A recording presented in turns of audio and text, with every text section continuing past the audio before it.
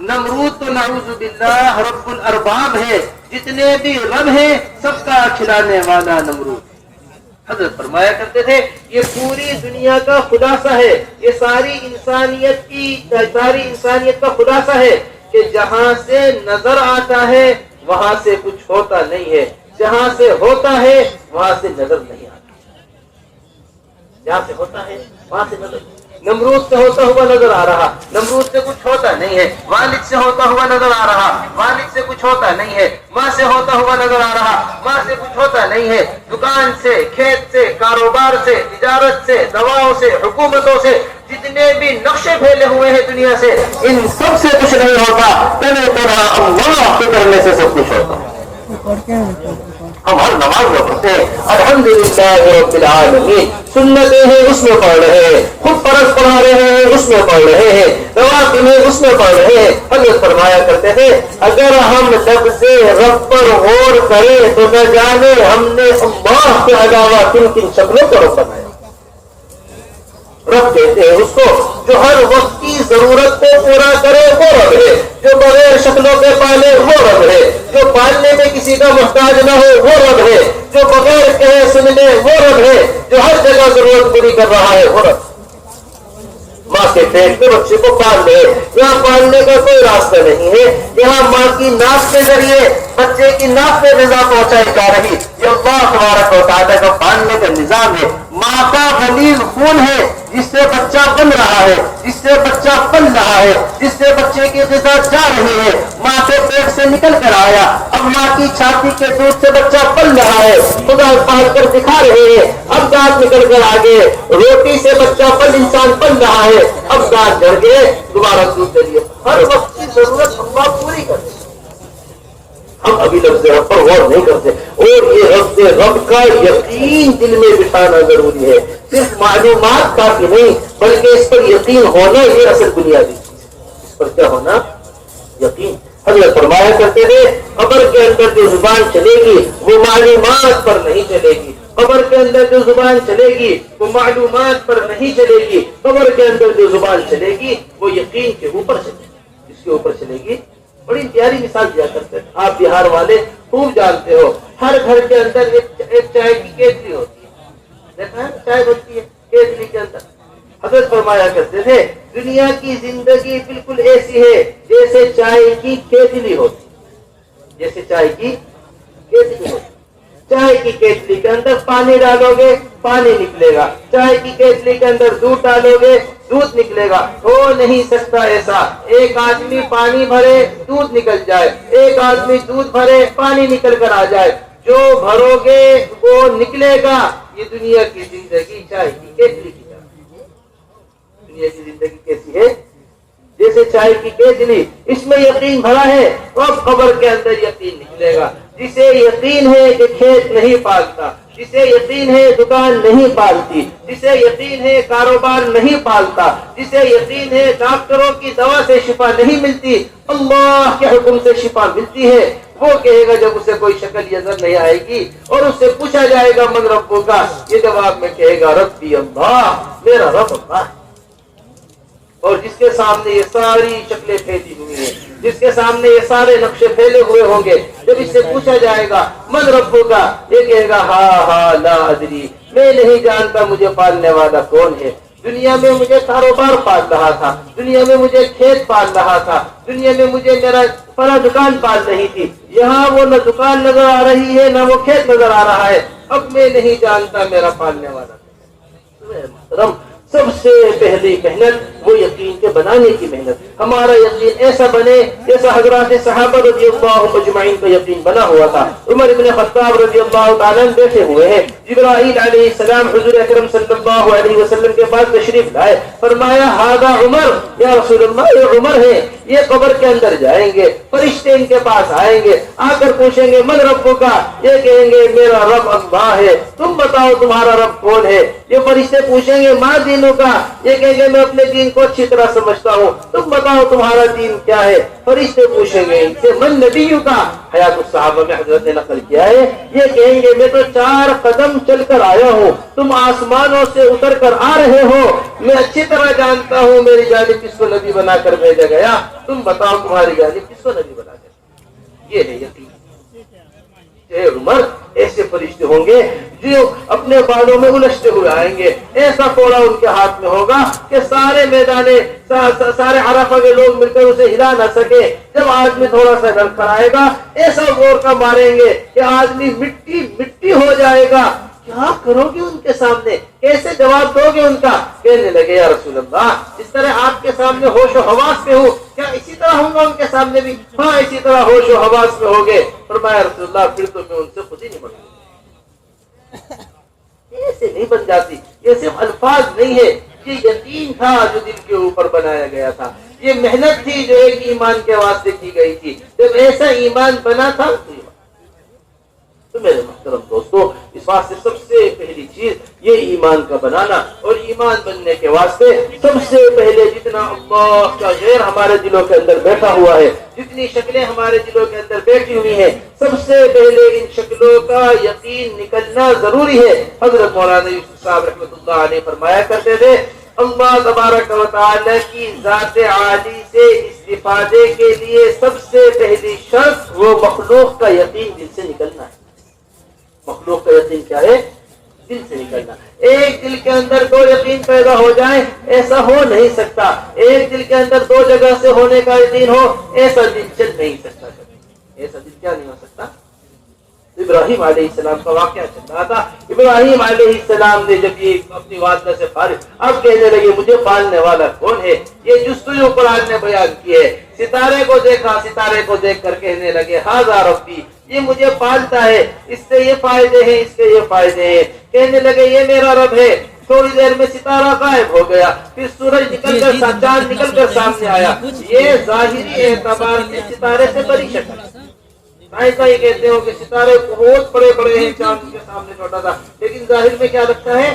چاند بڑا لگتا ہے، ستارے چھوٹے لگتے ہیں۔ ستارے کو دیکھ کر کہنے لگے، چاند کو دیکھ کر کہنے لگے یہ میرا رب۔ عجیب و غریب بات حضرت مولانا یوسف صاحب رحمۃ اللہ علیہ فرمایا کرتے تھے ہزاروں سال پہلے ابراہیم علیہ السلام ستاروں کا انکار کر کر آگے بڑھ گئے کہ ستارے مجھے پالنے والے نہیں ہیں، اللہ مجھے پالنے والا ہے۔ اور آج کا مسلمان ستاروں پہ اٹکا ہوا ہے، آج کا مسلمان ستاروں پہ اٹکا ہوا ہے۔ ستاروں نے دیکھ کر بتا دیا بارش ہوگی، اسے یقین ہو جاتا ہے بارش ہوگی۔ ستاروں میں نجومی نے دیکھ کر بتا دیا گرمی ہوگی، اسے یقین ہو جاتا ہے گرمی ہوگی۔ کل کا موسم ایسا ہوگا، کل یہ ہوگا، کل یہ ہونے والا ہے، کل آندھی ہوگی، کل طوفان ہوگا، کل بارش ہوگی، کل گرمی ہوگی، کل سردی ہوگی۔ یہ خبریں جھوٹی ان کو دیتے رہتے ہیں۔ یہ اپنی شادی کے نظام کو تبدیل کر رہے ہیں، اپنے سفر کے نظام کو تبدیل کر رہے ہیں، اپنے کھانے پینے کے نظام کو تبدیل کر رہے ہیں۔ یہ سب سے نجومی آیا علی بن ابی طالب رضی اللہ تعالیٰ عنہ کے پاس، حیات الصحابہ میں حضرت نے واقعہ نقل کیا ہے، آ کر کہنے لگا میں نے ستاروں کو دیکھا ہے، ستاروں کو دیکھ کر میں یہ سمجھا ہوں کہ اس وقت آپ کا سفر کرنا بالکل ٹھیک نہیں ہے۔ اگر آپ اس وقت سفر کریں گے آپ کو سفر کے اندر بڑی تکالیف اٹھانی پڑے گی، آپ ابھی سفر مت کیجیے، بڑے نقصانات اٹھانے پڑیں گے۔ فرمایا اگر میرا سفر کا ارادہ بھی نہ ہوتا تیری اس بات کو سن کے میں ضرور سفر کرتا۔ اگر میرا سفر کرنے کا کیا نہیں ہوتا، حدیث شریف مشکات کی 5 چیزیں ایسی ہیں جس کا اللہ کے علاوہ کسی کو خبر نہیں۔ اس میں سب سے پہلی چیز جو قرآن میں بیان کی جا رہی ہے کہ بارش کب ہوگی یہ اللہ کے علاوہ کسی کو خبر نہیں، کل کیا ہونے والا ہے اللہ کے علاوہ کسی کو۔ وما تدری نفس بأي أرض تموت وما تدری نفس ماذا تكسب غدا، یہ ساری چیزیں وہ قرآن بیان کر رہا ہے جس کا علم انبیاء کو بھی نہیں ہے کیا ہونے والا ہے۔ عجیب و غریب بات ہوئی، ہم حج پر تھے، 2-3 سال پرانی بات ہے، بلکہ بیماری سے پہلے کی بات۔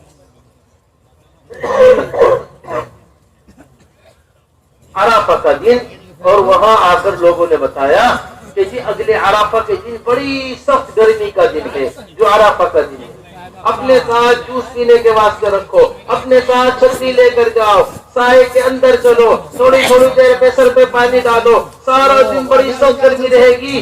یہ ماہر موسمیات یہ بات بتا رہے، ماہر یہ بتا رہے اللہ کا کرنا ایسا ہوا بالکل عین وقوف عرفہ کے وقت ایسی سخت ترین دھوپ کہ کوئی دور دور تک بارش کے آثار نہیں، چند لمحے چند منٹ گزرے ہوں گے، ایسا بارش برسنی شروع ہوئی، ایسی بارش کہ حجاج اپنا سامان سنبھالنا حجاج کے لیے مشکل ہو۔ ابھی 10 منٹ پہلے خبریں پھیلائی جا رہی، اعلانات کیے جا رہے، اور 10 منٹ میں اللہ نے سارا موسم تبدیل کر دیا۔ سمجھ پا رہے نہیں سمجھ پا رہے؟ میرے محترم دوستو، ابھی ہم بہت شکلوں کے اندر پڑے ہوئے ہیں۔ یقین کی خرابی یہ سب سے بڑا فساد ہے، یقین کی خرابی یہ سب سے بڑی پریشانی ہے۔ سب سے پہلا حملہ جو باطل نے کیا ہے وہ ایمان کے خراب ہونے کا حملہ کیا ہے۔ حکومتوں کا چھن جانا اتنی بڑی چیز نہیں، بادشاہتوں کا ہاتھ سے نکل جانا اتنی بڑی چیز نہیں، وزارتوں کا مل جانا اتنی بڑی چیز نہیں، مال و دولت کا ہونا اتنی بڑی چیز نہیں، جتنا یقین کا خراب ہو جانا۔ حکومت، بادشاہی، علم اشیائی کی جہانگیریں، یہ سب کیا ہے؟ فقط ایک نقطہ ایمان کی تفسیر ہے۔ یہ سب ایک نقطہ ایمان کی تفسیریں ہیں، جتنی حکومتیں بادشاہی نظر آ رہی۔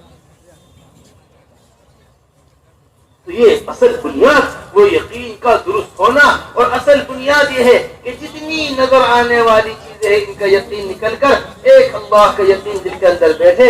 اس کے واسطے انبیاء علیہ السلام مبعوث کیے جایا کرتے تھے، ایسی تمام شکلوں کا انکار کیا کرتے تھے۔ ستاروں کا انکار کیا، ستارے کے بعد چاند نظر آیا، چاند کا انکار کیا، چاند کے بعد سورج نظر آیا، سورج کا انکار کیا۔ ان ساری شکلوں کا انکار کر کر حضرت فرمایا کرتے تھے کہ یہ ابراہیم علیہ السلام نے جتنی تکالیفیں اٹھائی ہیں، ابراہیم علیہ السلام کے اوپر جتنے حالات آئے ہیں، ان میں ایک بڑا امتحان وہ ہے جب انہیں آگ کے اندر ڈالا جانا ہے۔ یہ معمولی تکالیف ہے۔ ایک طرف بیٹے کو جنگل میں، بیوی کو جنگل میں چھوڑ کر آنے کا حکم، وادی غیر ذی زرع، ایسی وادی جہاں کچھ نہ اگتا ہو وہاں بیوی کو چھوڑ کر آئے۔ اللہ نے بیٹا دیا تھا، اس بیٹے کو ذبح ہونے کا امتحان، کیسے بڑے بڑے امتحانات سے ابراہیم علیہ السلام گزرے ہیں، کیسے کیسے حالات سے ابراہیم علیہ السلام۔ حضرت جی کا بیان ہمارے پاس لکھا ہوا ہے کہ ان امتحانات میں ایک بڑا امتحان وہ ہے، کپڑے جسم سے اتار لیے گئے ہیں، توپ کے گولے کے اندر رکھ دیا گیا ہے، ایسی آگ جل رہی ہے کہ ایسی آگ نہیں جلائی گئی کبھی۔ ابراہیم علیہ السلام کو اس آگ میں ڈالا جا رہا ہے۔ جبرائیل علیہ السلام آ کر کہہ رہے بتائیے کیا حکم ہے ہمارے لیے؟ اما الیک فلا۔ میرے محترم، یہ اصل یقین کا بننا، ان تمام شکلوں کا یقین نکل کر سخت سے سخت حال میں ایک اللہ کا یقین دل کے اندر۔ قلنا یا نار کونی بردا وسلاما علی ابراہیم، اے آگ ٹھنڈی ہو جا اور ایک آگ سلامتی والی ہو جا ابراہیم علیہ السلام کے لیے۔ یہ اللہ تبارک و تعالیٰ براہ راست آگ کو حکم۔ اس واسطے میرے محترم، ہمارا حضرت فرماتے ہیں ہماری دل کی سلوٹوں میں اللہ کا غیر چھپا ہوا ہے، ہماری دل کی سلوٹوں میں اللہ کا غیر چھپا ہوا ہے۔ اچھے حالات چلتے رہتے ہیں، اللہ کو یاد رکھتے ہیں، برے حالات آتے ہیں اللہ کو بھول جاتے ہیں، برے حالات چلتے رہتے ہیں اللہ کو یاد رکھتے ہیں، اچھے حالات آتے ہیں اللہ کو بھول جاتے ہیں۔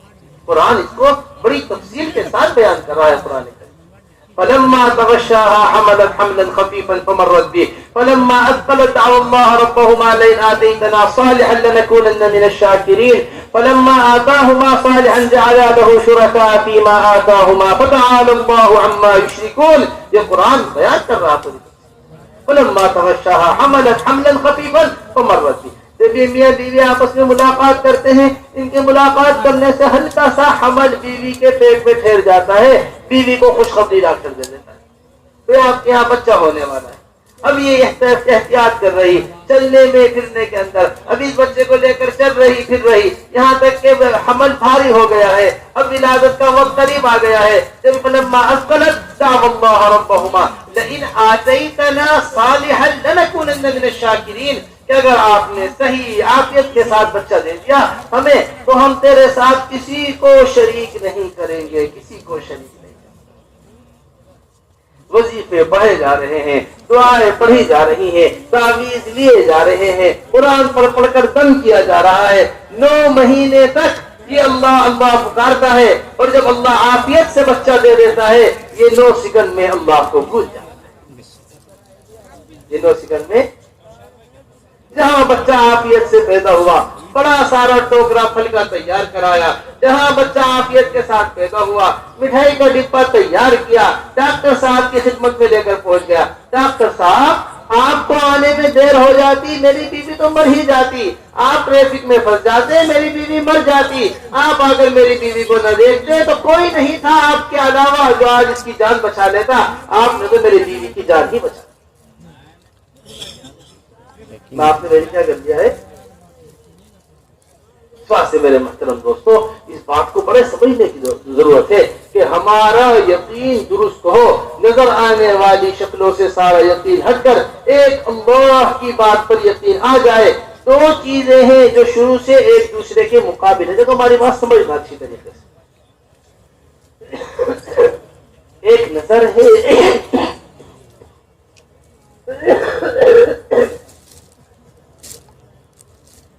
ایک نظر ہے، ایک خبر ہے، ایک نظر ہے اور ایک خبر۔ اہل نظر یہ کہتے ہیں کہ اہل خبر کچھ نہیں ہے، ان کے پاس کوئی چیز نہیں۔ اہل خبر یہ کہتے ہیں کہ اہل نظر کوئی چیز نہیں۔ ان دو چیزوں کا روز اول سے آپس میں مقابلہ ہوتا چلا آیا ہے اور یہ مقابلہ چلتا رہتا ہے آخر تک۔ نوح علیہ السلام، آدم علیہ السلام کے زمانے سے اہل نظر اہل خبر کا مقابلہ ہے، اہل نظر اور اہل خبر میں آپس میں مقابلہ ہے۔ اہل نظر کہتے ہیں اہل خبر کچھ نہیں، اہل خبر کہتے ہیں اہل نظر کچھ نہیں۔ اہل نظر وہ ہوتے ہیں جو دیکھ کر چلتے ہیں۔ اس واسطے حضرت مولانا سعید احمد خان صاحب رحمۃ اللہ علیہ بڑے عمدہ بات فرمایا کرتے تھے۔ یہ فرمایا کرتے تھے کہ نظر کا دائرہ محدود ہے، خبر لامحدود ہے۔ نظر کا دائرہ کیا ہے؟ محدود ہے۔ آدمی ایک طرف دیکھ رہا ہے، 10 طرف نہیں دیکھ سکتا۔ آپ ہماری بات سن رہے، کتنا بڑا مجمع ہے جو ہمیں دیکھ نہیں رہا، ہماری خبر ہماری بات سن رہا ہے لیکن ہمیں دیکھ نہیں پا رہا ہے۔ سمجھ رہے بات کو ہماری؟ فرمایا کرتے تھے کہ خبر ایسی ہے کہ ہم نے اللہ کو دیکھا ہے، ہم نے قرآن، ہم نے جنت کو دیکھا نہیں ہے، جنت کی خبریں سنی ہے، ہم نے دوزخ کو دیکھا نہیں ہے، دوزخ کی خبریں سنی ہے، ہم نے حضرت محمد صلی اللہ علیہ وسلم کو دیکھا نہیں ہے، حضرت محمد صلی اللہ علیہ وسلم سے متعلق خبریں سن لی ہے، یہاں تک کہ ہم نے اللہ جل جلالہ عما نوالہ کو آنکھوں سے دیکھا نہیں ہے لیکن ان کے بھیجے ہوئے کلام کو سن رہے۔ تو نظر محدود ہے اور خبر کیا ہے؟ فرمایا کرتے تھے جو نظر کے پیچھے چلتے ہیں ان کے امام کتے اور بندر بنتے ہیں۔ ان کے امام کیا بنتے ہیں؟ آپ دیکھیے، پہلے کتوں پر تجربہ کیا جاتا ہے، بندروں پر تجربہ کیا جاتا ہے، کتے کا تجربہ ٹھیک ہو گیا، اب حضرت انسان کے اوپر تجربہ کیا جا رہا ہے، بندروں پر تجربہ ٹھیک ہو گیا، اب حضرت انسان کے اوپر تجربہ کیا جا رہا ہے۔ اور جو خبر کو امام بناتے ہیں یعنی حضرت اقدس محمد صلی اللہ علیہ وسلم کو اپنا امام متعین کرتے ہیں، اپنا امام بناتے ہیں، ان کا امام وہ مبارک ذات بنتی ہے جس کی پہنچ ایسے اونچے مقام تک ہے جہاں جبرائیل علیہ السلام کی بھی پہنچ نہیں۔ کیا کس کی پہنچ نہیں؟ جبرائیل علیہ السلام۔ اے جبرائیل چلو ہمارے ساتھ آگے، نہیں ہماری پہنچ یہی تک ہے، ہم یہاں سے ایک قدم بھی آگے بڑھیں گے ہم جل کر ختم ہو جائیں۔ اس واسطے میرے محترم اپنی نظروں کا انکار ہو حضور اکرم صلی اللہ علیہ وسلم کی خبروں کے مقابلے میں، یہ حضور اکرم یہ اصل بنیاد ہے۔ یہ ایمان کی اصل کیا ہے؟ ایمان لے کر آنا ہے، پر نظر آنے کے بعد ایمان کا کیا اعتبار؟ جب موت کا غرغرہ شروع ہو گیا، فرشتہ نظر آ گیا، من مات فقد قامت قیامتہ، جو آدمی مر گیا اس پر قیامت قائم ہو گئی۔ اب ساری دنیا کی نیکیاں دے دے، اب ساری دنیا کا سب کچھ دے دے اور یہ کہ اے اللہ ہم نے دیکھ لیا، ابصرنا وسمعنا فرجنا نعمل صالحا انا موقنون، اب تو ہمیں لوٹا دے، ہم پوری طریقے سے یقین والے بن کر آئیں گے، کوئی آج تک لوٹ کر واپس نہیں آئے۔ اس واسطے حضرات صحابہ رضی اللہ اجمعین حضور اکرم صلی اللہ علیہ وسلم کی خبروں پر ایسا یقین کیا کرتے تھے کہ نظر آنے والی کوئی بھی چیز ہو اس کا انکار کر دیا کرتے تھے۔ ایک حضور اکرم صلی اللہ علیہ وسلم کی خبر کے مقابلے میں حضرت نے اس کے اوپر باب حیات صحابہ باب قائم کیسے مشاہدات کا انکار کر دیا کرتے تھے، کیسے اپنے تجربات کا انکار کر دیا کرتے تھے حضرات صحابہ حضور اکرم صلی اللہ علیہ وسلم کی ایک خبر کے مقابلے۔ بڑے مزے کا واقعہ خزیمہ رضی اللہ تعالیٰ عنہ کا لکھا ہے، ایک مرتبہ حضور اکرم صلی اللہ علیہ وسلم بازار سے جا رہے، دیکھا ایک دیہاتی گھوڑا بیچ رہا. حضور اکرم صلی اللہ علیہ وسلم نے اس سے پوچھا بھائی کتنے کا گھوڑا بیچو گے؟ ایک گھوڑے کی قیمت بتائی گئی, وہ گھوڑے کی قیمت 10 ہو گئی. حضور اکرم صلی اللہ علیہ وسلم قیمت دینے کے واسطے آگے آگے چل رہے. دیہاتی گھوڑا لیے پیچھے پیچھے آ رہا. اتنے میں اور لوگوں نے دیہاتی سے بات کی, بھائی یہ گھوڑا کتنے کا بیچو گے؟ کسی نے کچھ قیمت لگائی, کسی نے کچھ قیمت لگائی, یہاں تک کہ بعض لوگوں نے حضور اکرم صلی اللہ علیہ وسلم سے زیادہ قیمت لگانے لگے. اب دیہاتی نے آواز دی, اے محمد صلی اللہ علیہ وسلم, اگر آپ گھوڑا خریدنا چاہتے ہیں تو خریدیے, ورنہ میں اس گھوڑے کو بیچ رہا ہوں. اللہ کے رسول صلی اللہ علیہ وسلم فرمائے میں نے گھوڑا خرید لیا ہے. دیہاتی نے آپ نے گھوڑا نہیں خریدا. لوگ آ کر دیہاتی کو سمجھا رہے, دیکھو یہ اللہ کے رسول ہے, دیکھو یہ اللہ کے بھیجے ہوئے پیغمبر ہے, تم ان کی بات کو مان لو. دیہاتی کے نہیں گواہ لے کر آؤ. کون گواہ ہے کہ آپ نے گھوڑا بیچ یا خرید لیا ہے؟ کون گواہ ہے کہ میں نے گھوڑا بیچا ہے؟ اتنے میں خزیمہ رضی اللہ تعالیٰ عنہ صحابی ہے, سنا دیہاتی یہ کہہ رہا ہے گھوڑا گواہ لے کر آؤ. فوراً کہنے لگے یا رسول اللہ میں گواہی دیتا ہوں. اللہ کے رسول صلی اللہ علیہ وسلم نے فوراً رخ کیا خزیمہ کی طرف. کیا گواہی تم نے کیسے گواہی دے دی؟ تم کیسے کہہ سکتے ہو میں نے گھوڑا خریدا؟ سمجھنا بات کو اچھی طریقے اور ماننے لگے یا رسول اللہ,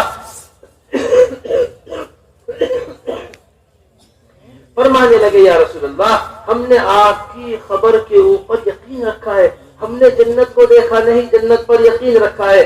جو ذات جنت دوزخ کے بارے میں جھوٹ نہیں بول سکتی, جو ذات قبر میں آنے والے احوال کے بارے میں جھوٹ نہیں بول سکتی, وہ نعوذ باللہ ایک گھوڑے کے بارے میں کیا جھوٹ بولے؟ سمجھ رہے نہیں سمجھ رہے؟ فرمانے لگے بالکل سچی تمہاری بات ہے. آج سے خزیمہ کی گواہی 2 گواہوں کے بقدر ہوگی. آج سے خزیمہ کی گواہی 2 گواہوں کے بقدر قبول کی. سمجھنے کی ضرورت. بڑا عمدہ واقعہ حضرت مولانا یوسف صاحب رحمۃ اللہ علیہ کا فرمایا کرتے تھے, بھائی میں نے امریکہ دیکھا نہیں, امریکہ کبھی امریکہ سفر نہیں ہوا, کبھی امریکہ دیکھا نہیں, امریکہ میرا جانا نہیں ہوا, میں نے امریکہ دیکھا نہیں ہے. میں نے چند لوگوں سے سنا دنیا میں ایک ملک ہے جس کا نام امریکہ ہے, امریکہ کا صدر ہے, امریکہ میں وزیر اعظم ہے, امریکہ میں یہ ہے, امریکہ میں یہ ہے. امریکہ کی خبریں میں نے اپنے جیسے لوگوں سے سنی, اخبار میں خبریں چھپ کر امریکہ سے متعلق آئی.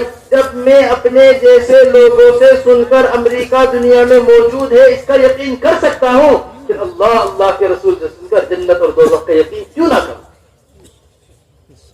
دیکھا میں نے امریکہ کو بھی نہیں, دیکھا میں نے جنت کو بھی نہیں, دیکھا میں نے امریکہ کو بھی نہیں, دیکھا میں نے دوزخ کو بھی نہیں.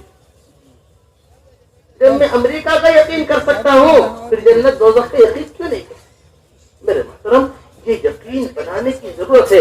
جب یقین ہل جاتا ہے ایک مرتبہ, یقین کا ہل جانا انسان سے گناہ کرواتا ہے, یقین کا ہل جانا انسان کو پریشانیوں میں ڈال دیتا ہے, یقین کا ہل جانا یہ سب سے باطل کا بڑا حملہ ہے کہ ان کا یقین کسی طرح ہلا دیا جائے. ان کا یقین, ایسا یقین حضرات صحابہ اور حضرات صحابیہ. بڑے مزے کا واقعہ عبداللہ ابن رواحہ کا لکھا ہے.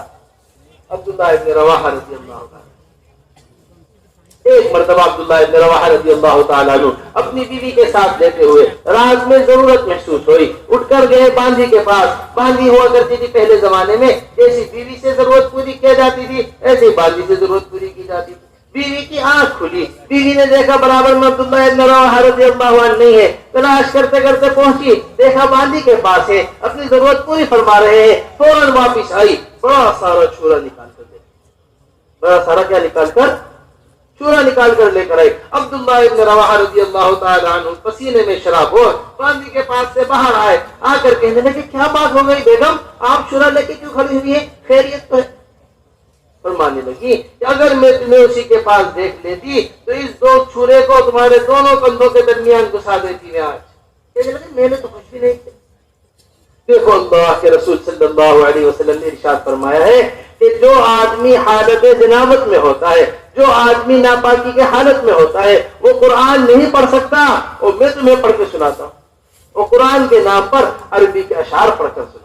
اتانا رسول اللہ یتلو کتابہ کما لاح مشکور من الفجر ساطع اتانا بالہدى بعد العمى ضلالة. اے عربی اشعار پڑھنے چلے گئے عبداللہ ابن رواحہ. بیوی کہنے لگی دیکھو اگر اللہ کے رسول صلی اللہ علیہ وسلم نے یہ بات کہی ہے تو میری آنکھوں نے غلط دیکھا ہے, اللہ کے رسول کی بات غلط نہیں ہو سکتی. میری آنکھوں نے کیا دیکھا ہے, غلط دیکھا ہے. اللہ کے رسول کی بات کیا نہیں ہو سکتی؟ صبح تشریف لائے حضور اکرم صلی اللہ علیہ وسلم کے پاس، آ کر کہنے لگا رسول اللہ رات کو عجیب و غریب حادثہ گھر کے اندر پیش آ گیا، میں باندی کے پاس تھا، باندی نے مجھے بیوی نے مجھے دیکھ لیا، بیوی شورا اٹھا کر لے کر آ گئی، میں نے اسے قرآن کی جگہ عربی اشعار سنا دیے۔ یہ سن کر حضور اکرم صلی اللہ علیہ وسلم اتنا ہنسے کہ دندان مبارک ہنسنے کی وجہ سے ظاہر ہو گئی، روایت کے اندر لکھا ہو۔ تو میرے محترم دوستو، یہ مستورات کا یقین بنا ہوا تھا، یہ یقین بنا ہوا تھا عورتوں کا، یہ یقین بنا ہوا تھا بچوں کا۔ ہمارے سے اوپر جتنے حالات آئے، ہماری بات سمجھے گا اچھی طریقے سے، ہمارے اوپر جتنے حالات آئے ہوئے ہیں، ہمارے اوپر جتنی پریشانیاں آئی ہوئی ہیں، ہمارے اوپر جتنی مصیبتیں آئی ہوئی ہیں، وجہ بنیادی یہ ہے کہ ہمارا یہ یقین استحضار کا ختم ہو جانا گناہ کرواتا ہے۔ اس کا ختم ہو جانا، آخرت کا استحضار نہیں ہے، اللہ کا استحضار نہیں ہے، اللہ کے رسول کا استحضار نہیں ہے، یقین نہیں ہے ان کی باتوں پر، اس واسطے گناہ ہوتا ہے۔ بڑے مزے کی بات لکھی ہے محدثین نے اس بارے میں، یہ لکھا ہے کہ ایک کمرہ بند کر دیا جائے، کمرے میں بند کر ایک آدمی کے پاس شراب کی بوتل رکھ دی جائے، ایک آدمی کے پاس مال لا کر رکھ دیا جائے، اس آدمی کے پاس عورت کو لا کر بٹھا دیا جائے، اس کے سامنے آنکھ کو جلا دیا جائے، اس کو جلا دیا جائے، آگ آنکھوں کے سامنے جل رہی ہے، سامنے شراب رکھی ہوئی ہے، سامنے عورت بیٹھی ہوئی ہے، سامنے مال رکھا ہوا ہے، اس سے یہ کہا جائے اگر تو نے مال کو ہاتھ لگایا تجھے آگ میں ڈال دیں گے، اگر تو نے عورت کی طرف نگاہ اٹھائی تجھے آگ میں ڈال دیں گے، اگر تو نے شراب کی بوتل کو ہاتھ لگایا تجھے آگ میں ڈال دیں گے۔ پوری زندگی کمرے میں بند رہے گا لیکن ان تینوں چیزوں کی طرف نگاہ اٹھانے کی ہمت نہیں کرے گا، کیوں؟ آنکھوں کے سامنے آگ جل۔ حضرات صحابہ رضی اللہ مجمعین اتنا آخرت کو بولا کرتے تھے، حضرات صحابہ رضی اللہ مجمعین اتنا جنت کو بولا کرتے تھے، حضرات صحابہ رضی اللہ مجمعین اتنا دوزخ کو بولا کرتے تھے۔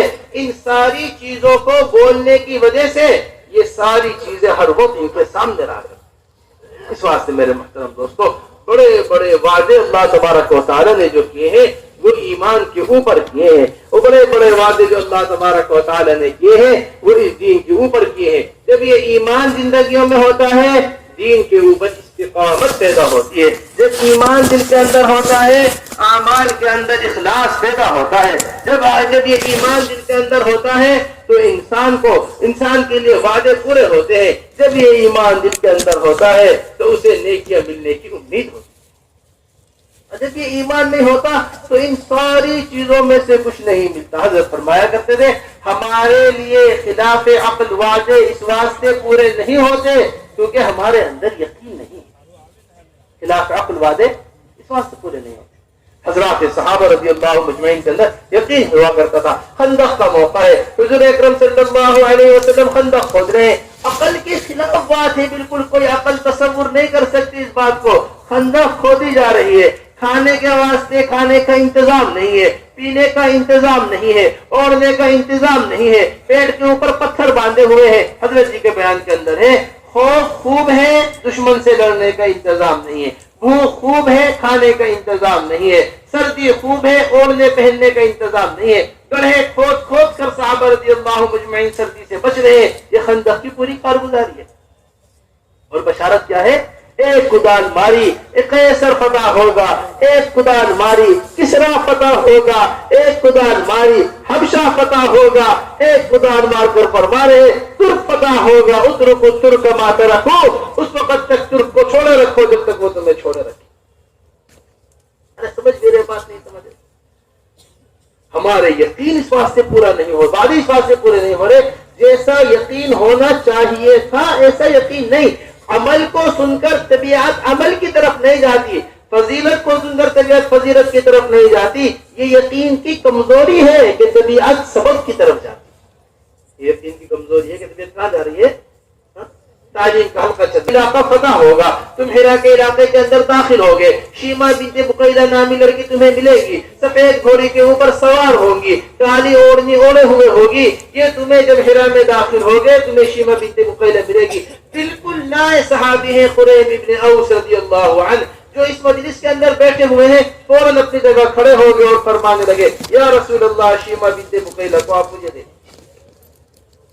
کہ کب فوج بنے گی، فوج کے پاس ہتھیار ہوں گے یا نہیں ہوں گے، فتح ہوگی یا نہیں ہوگی، ہم ہرا میں داخل ہوں گے یا نہیں ہوں گے، جماعت روانہ جب ہونے لگے گی جب مانگ لیں گے، جب ہم ہرا میں پہنچ جائیں گے جب اللہ کے رسول نے فرما دیا ملے گی تو ملے گی، دنیا ادھر سے ادھر ہو جائے بات ادھر سے ادھر نہیں ہو سکتی۔ اس بات کو سمجھنے کی ضرورت، اس یقین کو بنانے کی ضرورت، ان اجتماعات کا ہونا یقین کو بنانے کے واسطے، ان جماعتوں میں پھرنا یقین کو بنانے کے واسطے، یہ مسجدوں کو وقت دینا یقین کو بنانے کے واسطے ہے، یہ بیانات کو سننا یقین کو بنانے کے واسطے ہے۔ یقین نہیں ہے تو کچھ بھی نہیں ہے، یقین ہے تو سب کچھ ہے۔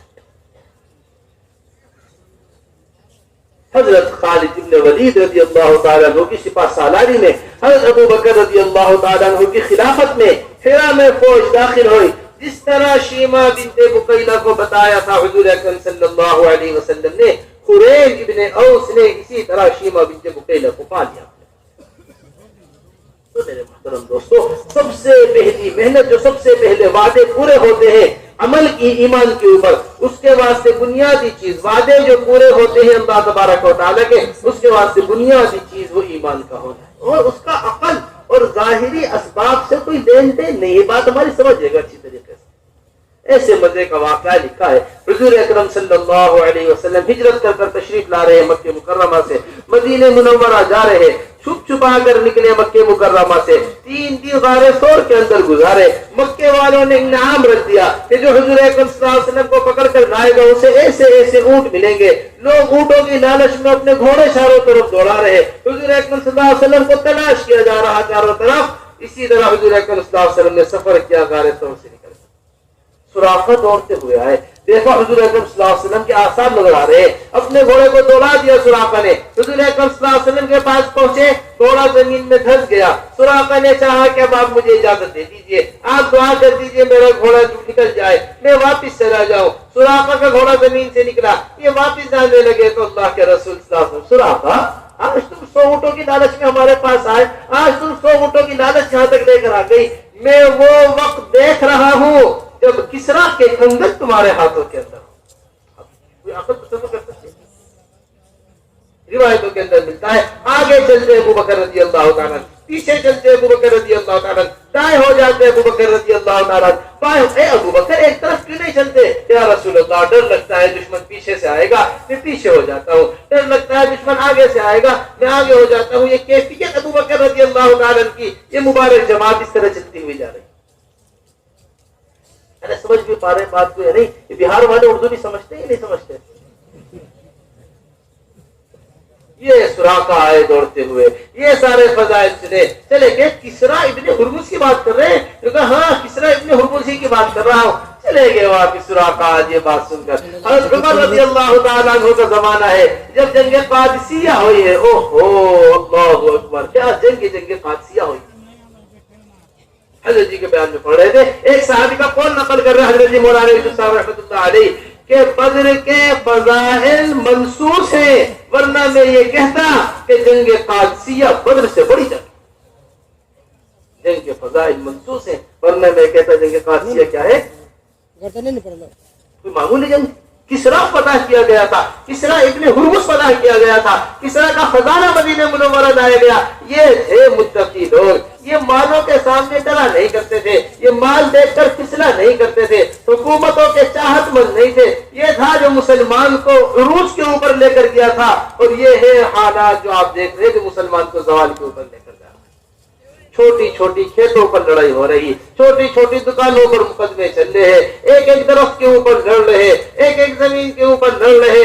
وہ مسلمان تھے حضرات صحابہ رضی اللہ مجمعین۔ اللہ یہ لکھا ہے کہ جب کسرا فتح ہوا، کسرا کا خزانہ مدینہ منورہ کی طرف لے کر جانے لگے، سب کسرا کے خزانے کو لوٹ رہے تھے، کوئی کسرا کے برتن جمع کر رہا، کوئی کسرا کے سامان و خزانے جمع کر رہا، کوئی سونا تلاش کر رہا، کوئی چاندی تلاش کر رہا۔ حضرت جریر بجلی رضی اللہ عنہ وہ ہیرے اور موتی کے تاجر تھے۔ کس کے تاجر؟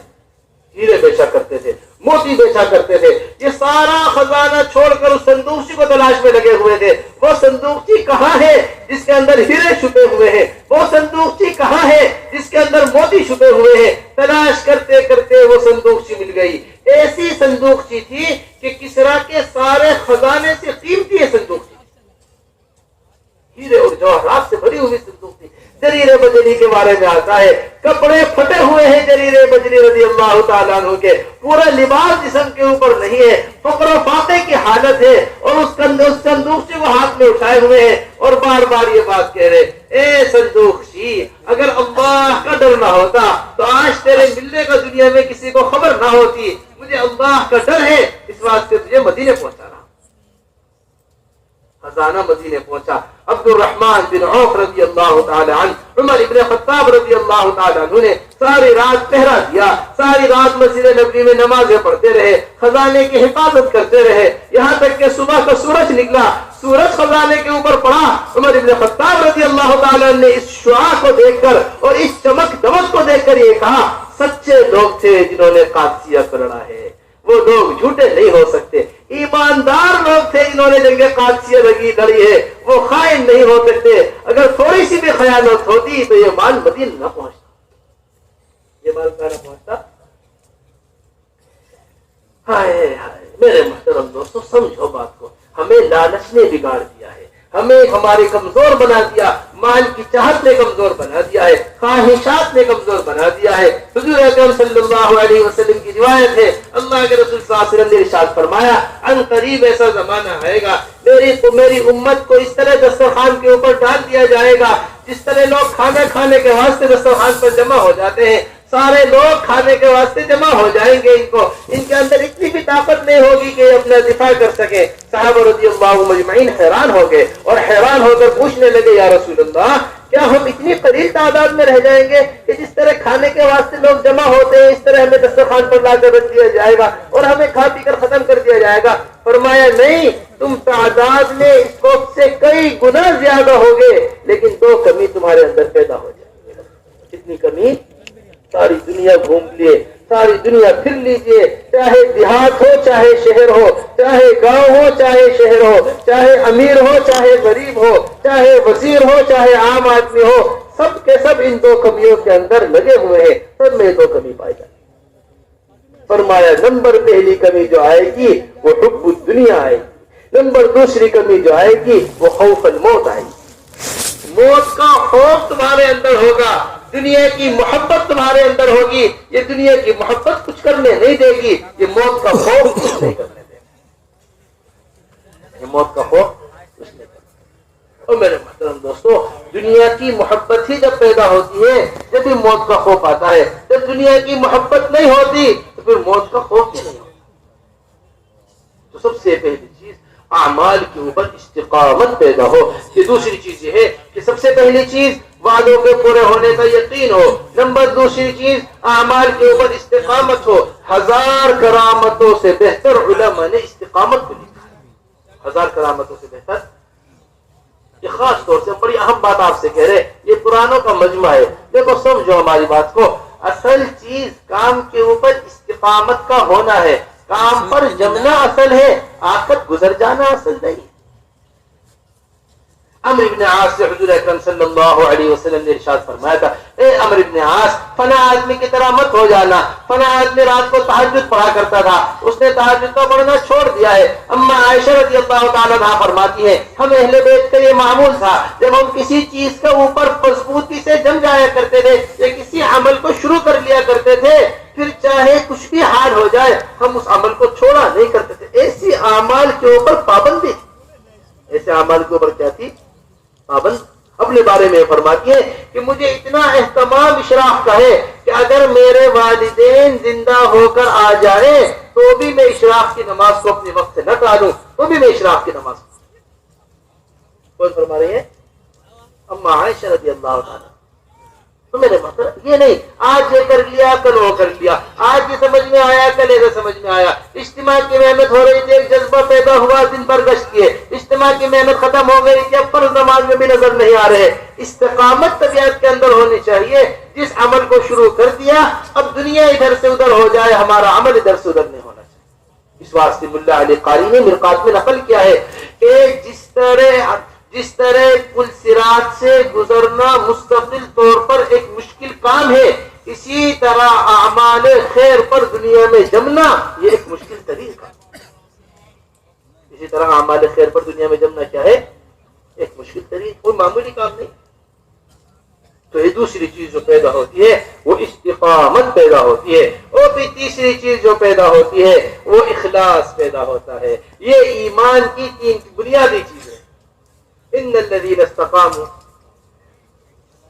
ان الذين قالوا ربنا الله ثم استقاموا تتنزل عليهم الملائكة ألا تخافوا ولا تحزنوا وأبشروا بالجنة التي كنتم توعدون نحن أولياؤكم في الحياة الدنيا وفي الآخرة ولكم فيها ما تشتهي أنفسكم ولكم فيها ما تدعون. اس سے یہ چار چیزیں نکل کر سامنے آتی ہیں. اس آیت سے یہ چار چیزیں اس آیت سے نکل کر سامنے آتی ہیں. اس واسطے میرے محترم ہماری بات کو سمجھیے. یہ جس ایمان کو ہم ایمان سمجھ رہے، ایک ہے ایمان پر ملنے والے اجر جس کا اللہ تبارک و تعالی نے قرآن پر وعدہ کیا ہے. ایک ہے ایمانی صفات جو مومن کے اندر نظر آنی چاہیے. ایک کیا ہے؟ ایمانی صفات. یہ شیطان کا سراسر دھوکہ ہے اس زمانے کے اندر. یہ شیطان کی سراسر چال ہے اس زمانے کے اندر. یہ شیطان نے مسلمانوں کو بے حد بڑے دھوکے میں ڈالا ہے کہ ہمارے اندر ایمان ہے اگر چہرے سے نظر نہیں آتا کیا ہے. ہمارے اندر ایمان ہے اگر اعضاء و جوارح پر نظر نہیں آتا کیا افسوس کی بات ہے. ہمارے اندر ایمان بنا ہوا ہے اگر ہماری شادیوں میں نظر نہیں آتا کیا حرج کی بات ہے. ہمارے اندر ایمان بنا ہوا ہے اگر ہمارے گھر بار میں نظر نہیں آتا. ہم اندر سے بنے ہوئے ہیں، آپ ہمارے ظاہر کو مت دیکھیں. اللہ غریق رحمت فرمائے حضرت انور شاہ کشمیری رحمت اللہ علیہ کو جہاں ایمان اور اسلام کی بحث آتی ہے، بڑے مزے کی بات حضرت انور شاہ کشمیری رحمت اللہ علیہ نے لکھی ہے. یہ لکھا ہے کہ ایمان اور اسلام باعتبار مسافت کے دونوں ایک ہی چیز ہے. باعتبار کس کے؟ مسافت کے. دونوں کیا ہے؟ ایک. اسلام باہر سے چل کر اندر اثر کرتا ہے، ایمان اندر سے چل کر باہر اثر کرتا ہے. یہ دونوں باعتبار مسافت کے ایک. ہاتھ غلط نہیں کر رہے، ہاتھ پابند ہے یہ اسلام ہے. نگاہ پابند ہے یہ اسلام ہے. زبان پابند ہے یہ اسلام ہے. قدم پابند ہے یہ اسلام ہے. ساری چیزیں پابندی کے ساتھ زندگی گزار رہا ہے یہ اسلام. ہاتھوں کا غلط نہ چلنا دل کو بنا رہا ہے، نگاہ کا غلط نہ دیکھنا دل کو بنا رہا ہے، کان کا نہ سننا دل کو بنا رہا ہے. اسی طرح یہ ایمان ہے جو نگاہوں کو غلط نہیں دیکھنے دے رہا ہے، زبان کو غلط نہیں بولنے دے رہا. یہ تھا، یہ ایمان بنا ہوا تھا، یہ اسلام بنا ہوا.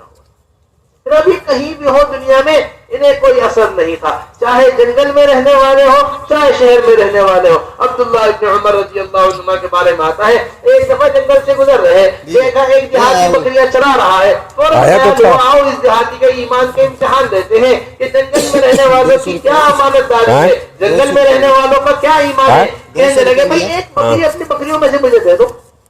کہنے لگے نہیں ابن عمر میں تمہیں بکری کیسے دے دوں، یہ بکریاں تو میرے مالک کی بکریاں ہیں، میری ملکیت نہیں ہے، میں تو انہیں چرا دوں. ارے بھائی تم اپنے مالک سے کہنا بھیڑیے نے حملہ کیا تھا، میں نے ساری بکریاں بچا لی بھیڑیوں سے اور یہ ایک بکری بھیڑیے لے گئے. کتنا خوش ہوگا تمہارے سے، کتنا خوش ہوگا تمہارے سے. کہنے لگے بات تو تمہاری ٹھیک ہے این اللہ، لیکن اللہ کہاں چلے گئے. اللہ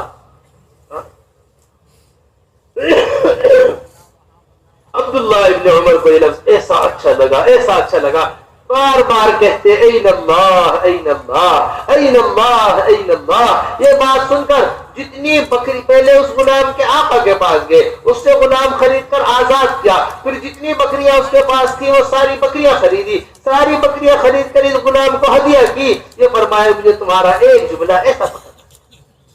میرے محترم یہ جنگل میں رہنے والوں کا ایمان ہے، یہ گھر میں رہنے والی بچی کا ایمان ہے. ماں کہہ رہی دودھ میں پانی ملا دو، عمر نہیں دیکھ رہے. بیٹی کہہ رہی این اللہ، اللہ تو دیکھ رہے. اللہ ہمیں معاف فرمائے. یہ منافقت ہے، منافقت. شادی کا لباس الگ ہو، مسجد کا لباس الگ ہو، یہ منافقت ہے، منافقت. اسکول کے کالجوں میں جانے کا اور دنیا بھر کے لباس الگ الگ پہنے جائے اور یہ الگ الگ چیزیں پہنے جائے، موقع محل کے اعتبار سے چلنا، یہ منافقت کا مزاج ہے. یہ کس کا مزاج ہے؟ حضرات صحابہ دنیا میں جہاں بھی رہا کرتے تھے ایک سے رہا، کیسے رہا کرتے تھے؟ ہمارا دین ماحول کے اعتبار سے، ہمارا دین ہمارا رہن سہن ماحول کے اعتبار سے ہو کر رہ گیا ہے۔ ان شادیوں میں جائیں گے ان کے اعتبار سے لباس پہن کر جا رہے، آفسوں میں جا رہے ان کے اعتبار سے اپنے عبادات کو کیے ہوئے، نہیں جی یہ نماز پڑھنے کا وقت نہیں ہے، یہ جگہ روزہ رکھنے کی جگہ نہیں ہے، یہ جگہ سنتوں پر عمل کرنے کی جگہ نہیں ہے، یہ اندر کا بگاڑ ہے جو باہر ظاہر ہوتا ہے۔ یہ اندر کا کیا ہے؟ بگاڑ۔ کہ ہر ایک ماحول کا ہم نے ایک دین بنایا ہوا ہے، ہر ایک کے اعتبار سے ہم نے دین بنایا ہوا ہے، ہر ایک کے اعتبار سے ہم نے بنایا۔ یہ مزاج حضرات صحابہ کا نہیں۔ دیکھیے تو صحیح، قریب رہنے والے ہو دور رہنے والے ہو، سب کے اوپر ایسی محنت ایمان کی ہوئی تھی اور ایسا ایمان بنا ہوا تھا، جو جواب قریب رہنے والے دے رہے وہی جواب دور رہنے والے دے رہے، وہی جواب کیا دے رہے؟ دور رہنے والے دے رہے۔